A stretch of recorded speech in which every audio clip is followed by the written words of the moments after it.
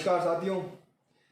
आज भावनात्मक रूप से व बौद्धिक रूप से, दोनों ही रूप से मैं आपके सामने शक्तिमान, जिसे हम बचपन से देखते आ रहे हैं, ज़्यादा भावनात्मक हूँ। क्योंकि इस सीरियल ने, काफ़ी बच्चों ने इस सीरियल को देखा होगा उस समय जिस समय ये शुरू हुआ था। और मैं अपने जीवन के उस पड़ाव में पैदा होना ही अपने आप में गर्व का एहसास करता हूँ कि जिस समय हमें शक्तिमान मिला। कुछ लोगों के लिए शक्तिमान सिर्फ एक सीरियल हो सकता है, बट दोनों ही रूप से, भावनात्मक रूप से व बौद्धिक रूप से, दोनों ही रूप से मैं आपके सामने एक छोटी सी चर्चा रखूंगा कि शक्तिमान सिर्फ एक सीरियल नहीं है। शक्तिमान भारतवर्ष के, श्रेष्ठ भारत की एक आध्यात्मिक शक्ति है।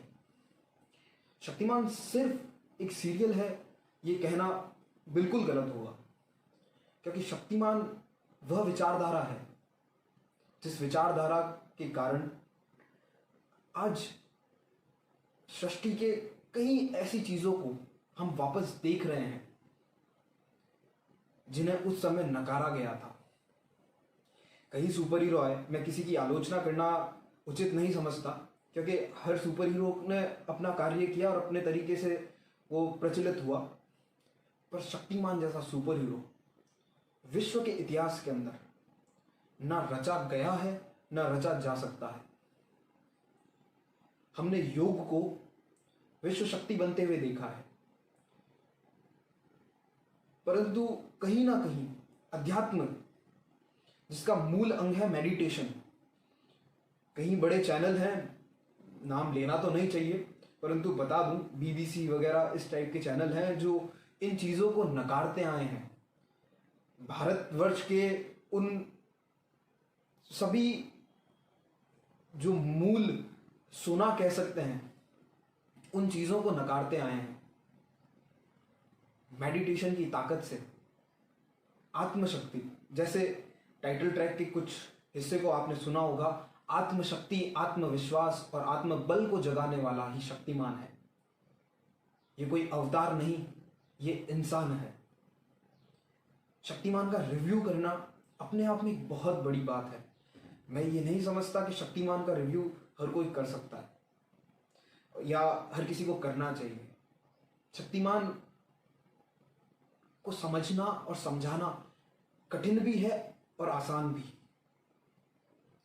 कठिन एक अलग परिप्रेक्ष्य में और आसान इस परिप्रेक्ष्य में है, जिस चीज को आज बड़ी बड़ी लेबोरेटरी और साइंस कॉस्मिक रेज कहती हैं, जिन चक्रों को मानने के लिए अब तैयार हैं, उसी को तो शक्तिमान ने दिखाया है। मुझे आज भी याद है, हम लोग टीवी के पास में पर्ची लगाया करते थे कि शक्तिमान कितने बजे आएगा।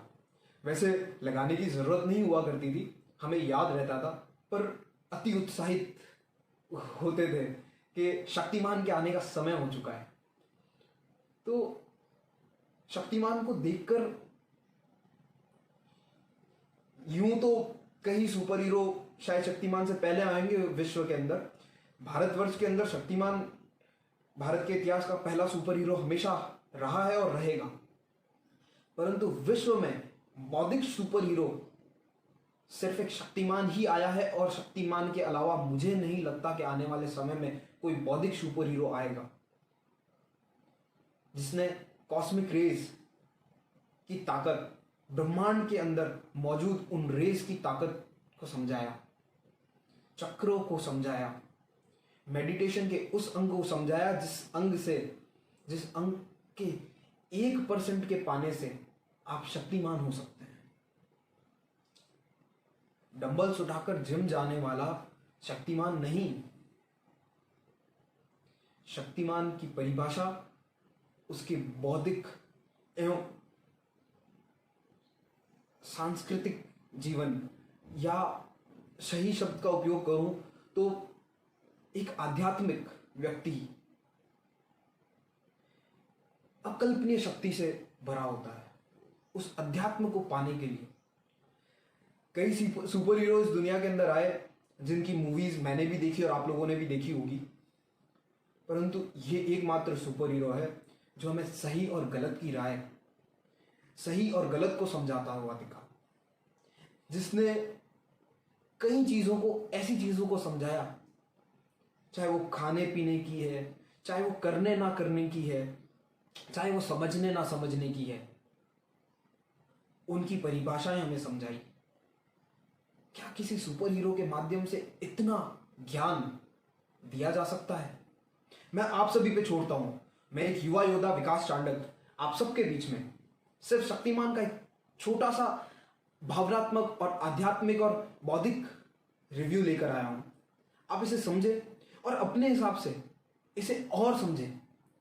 और एक चीज जरूर ना भूलिएगा, शक्तिमान जरूर देखिएगा, क्योंकि शक्तिमान इस देश की शान है।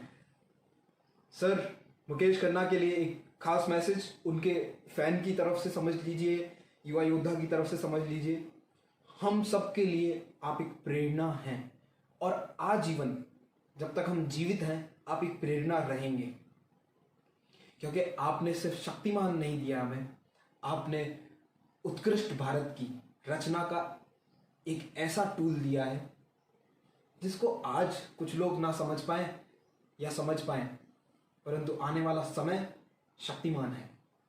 जय हिंद।